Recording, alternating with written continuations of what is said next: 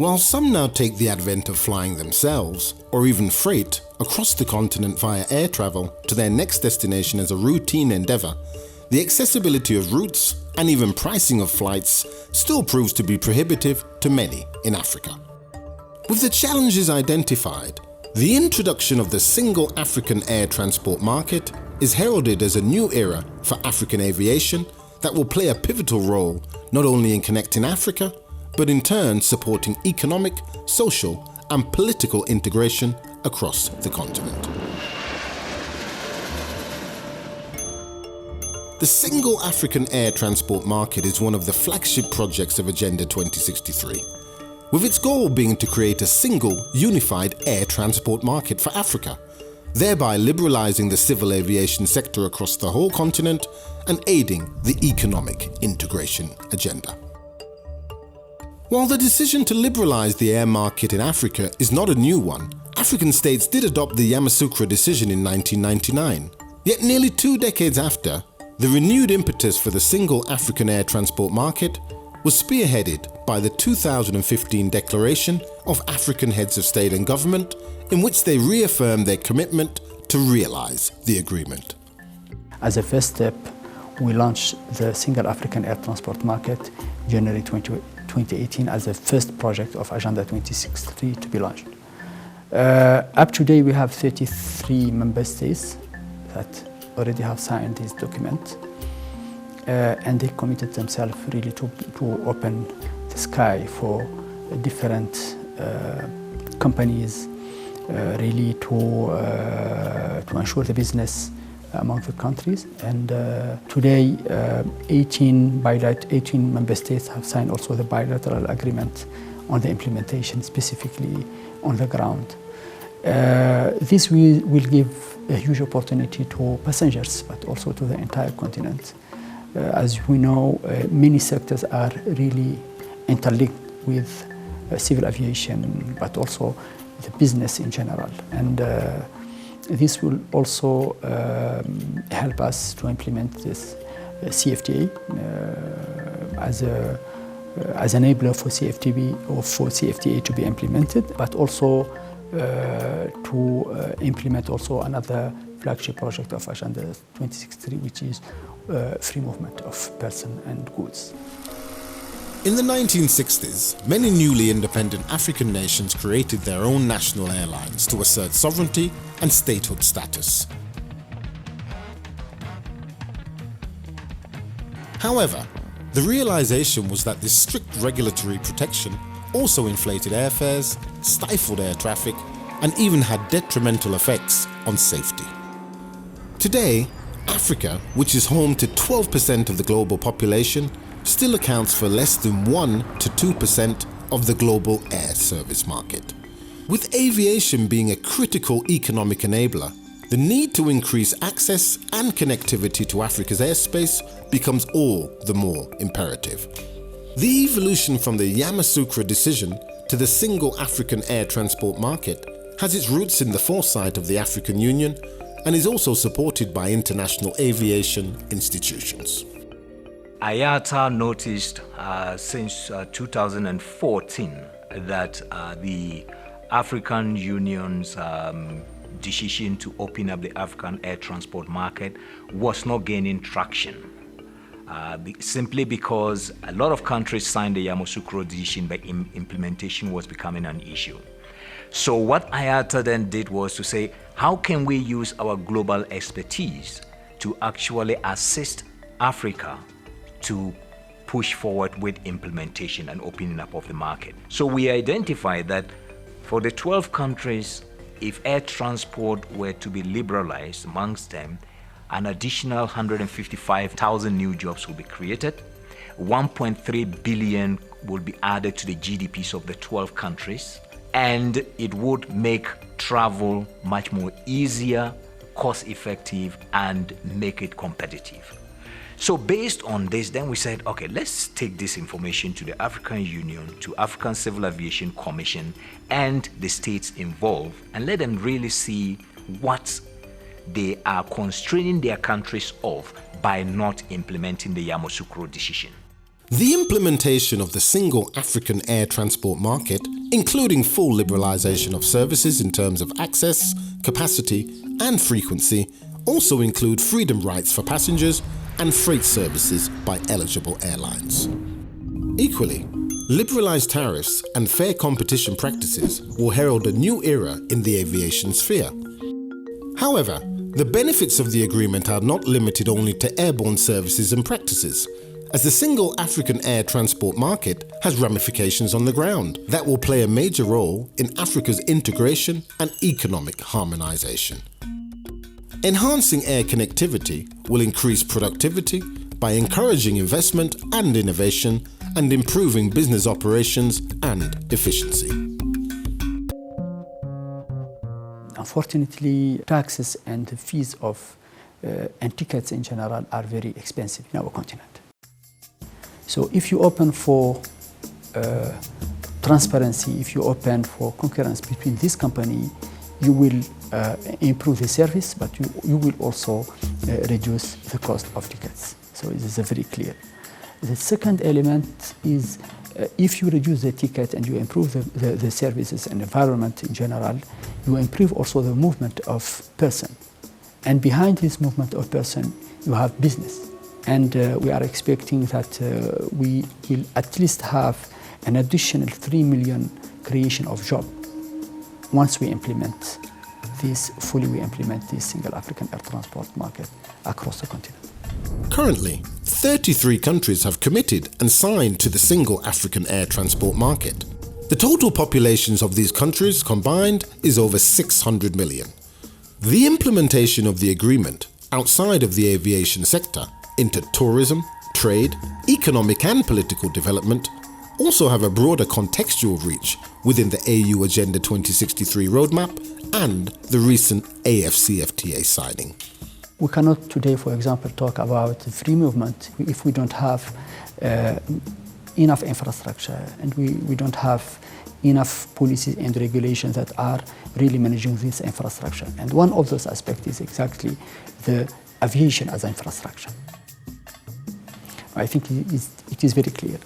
Then if you reduce the cost of tickets and you reduce the fees related to travel in general across the continent, you systematically will encourage people to visit other African countries. And there is a need very clearly to also to facilitate all issues related to visa, all issues related to the movement of person, systematically. I think this link is very obvious. If you look at some of the issues that affect intra-Africa trade, have to do with logistics, issues of transport, as well as how do you move goods from one point of the continent to the other, and how easy can you do that. So SAATM is coming in at a beautiful time when Africa is actually at the verge of implementing the African Continental Free Trade Area. So what that means is that this project on SAATM is very complementary because it's going to enhance the movement of goods across the continent. At the same time, it's also going to enhance trading services, which is very important.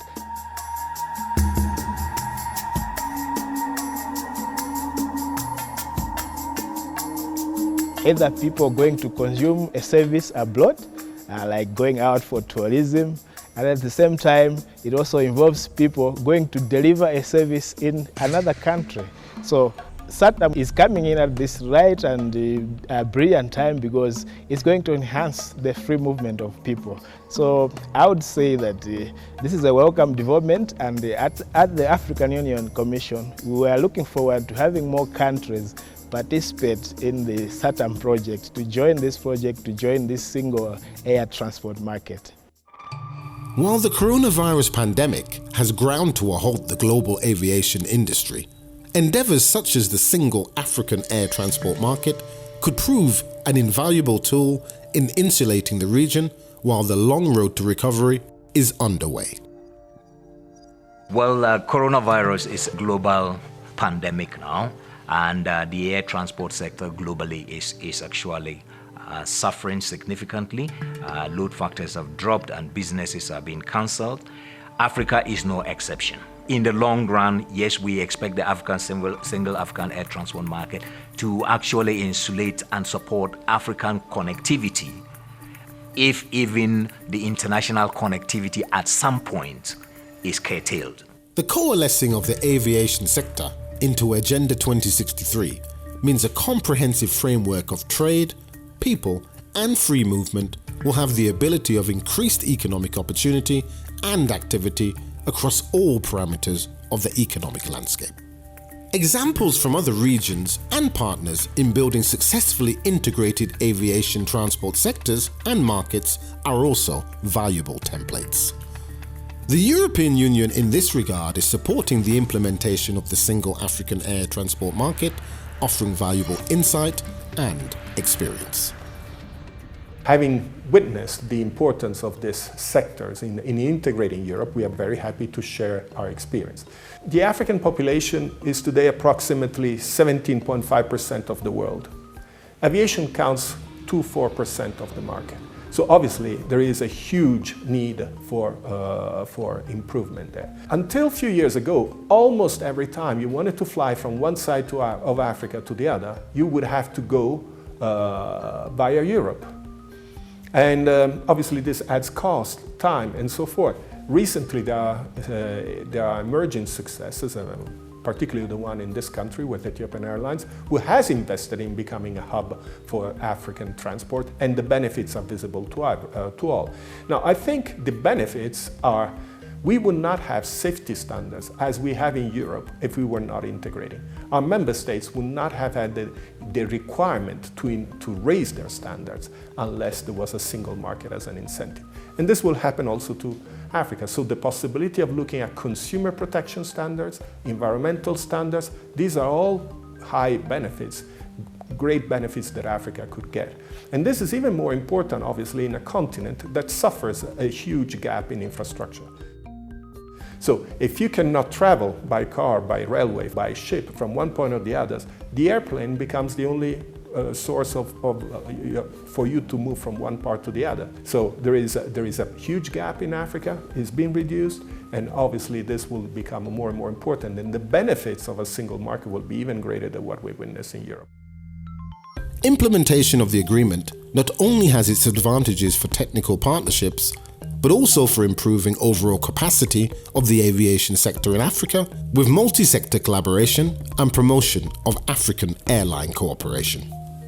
In addition, increased competitiveness should also yield a direct cost benefit for African air travellers in terms of routes, costs, and crucially, also increase industry capacity in the aviation market through the harmonization of procedures and training.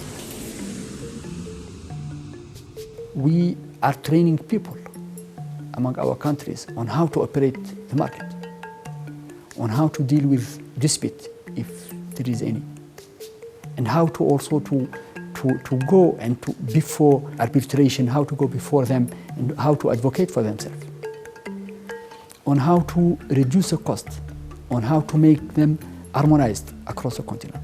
So there is a lot of steps, and in each of them you can encounter on a daily basis also these challenges. I think most important, the political commitment is very high around this project.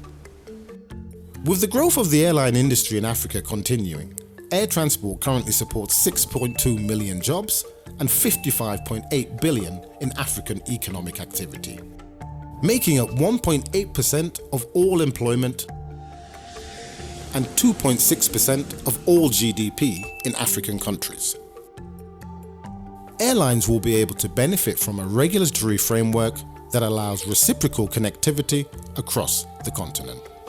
If we improve connectivity as a result of a single African air transport market, we are going to shorten travel times and reduce the cost of travel.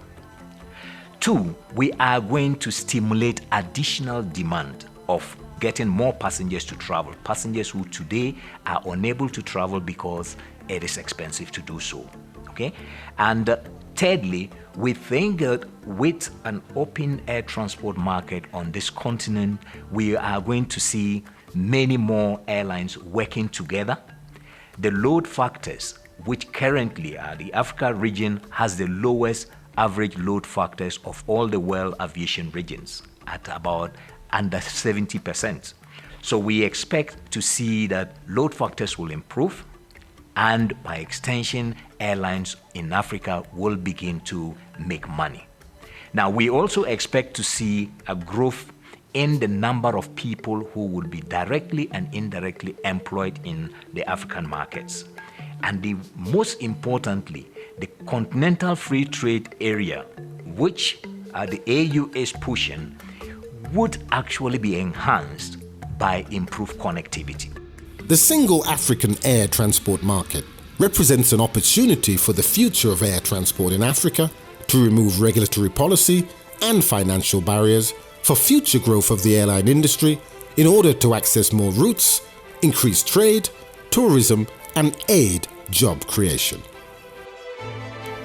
When successfully synthesized with the AFCFTA and the Free Movement Protocol, the single African air transport market will be a catalyst for a new, integrated Africa, supporting increased passenger goods and accelerating the continental development strategy.